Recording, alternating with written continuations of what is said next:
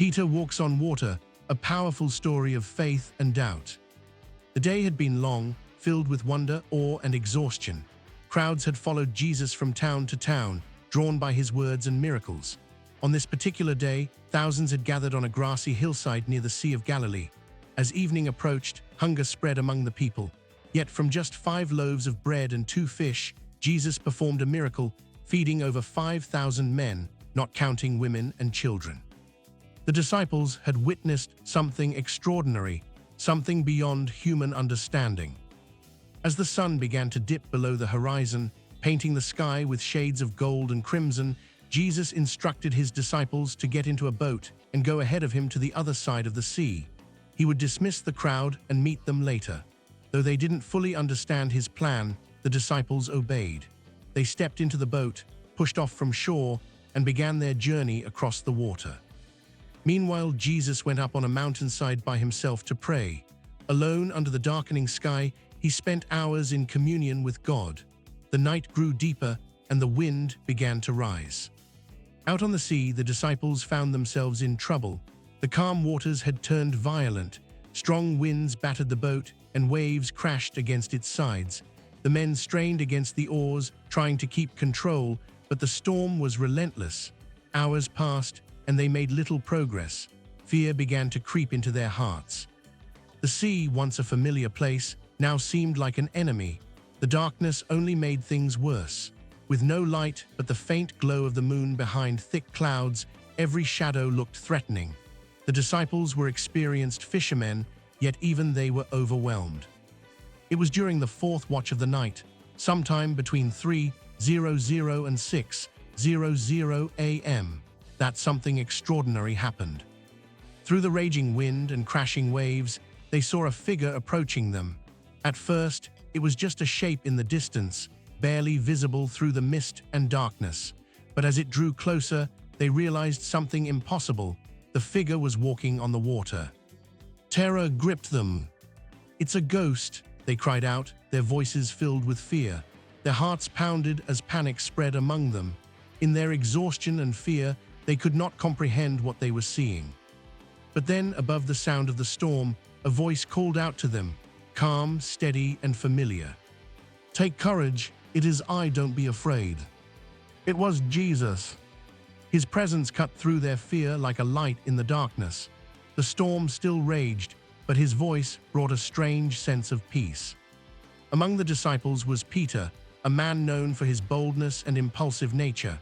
When he heard Jesus' voice, something stirred within him, a mixture of faith, hope, and longing. "Lord, if it's you," Peter called out, "tell me to come to you on the water." There was a moment of silence, as if even the wind paused to listen. Then Jesus replied with a single word, "Come." It was an invitation, a call to trust, a step into the impossible. Peter looked at the waves, then back at Jesus. The others remained in the boat, watching in disbelief, but Peter, driven by faith, did something no one else dared to do. He stepped out of the boat. At first, it seemed unreal. His feet touched the surface of the water, yet instead of sinking, he stood. The waves rolled beneath him, but they did not swallow him. With his eyes fixed on Jesus, Peter began to walk. Step by step, he moved forward. The wind still howled, and the sea still raged, but for a moment, none of it mattered. In that moment, Peter was doing the impossible, walking on water. It was a miracle born of faith. But then, something changed. As Peter continued walking, his focus shifted. He noticed the strength of the wind. He saw the height of the waves. The reality of the storm pressed in on him. Fear began to replace faith. And in that instant, he started to sink. The water that had held him up now gave way beneath his feet. Panic surged through him as he felt himself slipping into the sea. "Lord, save me," he cried out. It was a desperate plea, raw and urgent. Immediately, without hesitation, Jesus reached out his hand and caught him. He didn't let Peter drown. He didn't wait or hesitate. He was there in an instant, lifting him up from the water. Looking at Peter, Jesus said, "You of little faith, why did you doubt?" It wasn't a harsh rebuke, but a gentle question, an invitation to reflect. Peter had begun with faith strong enough to step out of the boat, but doubt had crept in when he took his eyes off Jesus. Together, they climbed into the boat. The moment Jesus stepped in, something incredible happened. The wind died down. The storm ceased. The waves calmed. A great stillness settled over the sea, as if nature itself responded to his presence. The disciples were left in awe.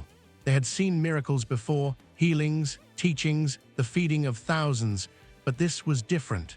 This revealed something deeper about who Jesus truly was. In that quiet moment, surrounded by the calm sea and the fatting storm, they worshipped him. "Truly you are the Son of God," they said. Their fear had turned into faith, their doubt into belief. Peter, soaked and shaken, stood among them. He had experienced both the power of faith and the weakness of doubt. He had walked on water and he had begun to sink, but more importantly, he had felt the saving hand of Jesus lift him up. This story is more than just a miracle. It is a powerful lesson about faith in the midst of life's storms. Like the disciples, we all face moments when the winds are strong and the waves are high. Situations that feel overwhelming, uncertain, even frightening. It is easy to feel alone in those moments, struggling to keep our heads above water. But this story reminds us that we are never truly alone. Jesus sees us, even in the darkest hours. He comes to us, even when we least expect it, and he speaks words of courage into our fear. "Take courage, it is I, don't be afraid." Peter's step out of the boat represents something profound, the courage to trust beyond what we can see. It is a reminder that faith often requires us to step into the unknown, to move forward even when it doesn't make sense. Yet Peter's sinking also reflects our human nature. We begin with faith, but when we focus on our problems instead of God, doubt can take over.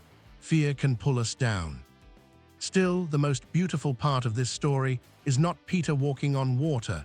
It is Jesus reaching out to save him. Because even when our faith falters, his grace does not. When we cry out, he is there. When we fall, he lifts us up. His hand is always extended, ready to catch us. The calm that follows the storm is also significant. It shows that Jesus has authority not only over our fears, but over the very forces of nature. He brings peace, not just around us, but within us. For anyone watching this story, the message is clear. Keep your eyes on Jesus. When you focus on him, you can walk through the impossible. When you trust him, you can overcome fear. And even when you stumble, he will never let you go. So whatever storm you may be facing today, remember Peter's story. Remember that faith can carry you further than you ever imagined. And remember that even in your weakest moment, you are only one cry away from the saving hand of Jesus. Because the same voice that called Peter onto the water is calling to you now. Come.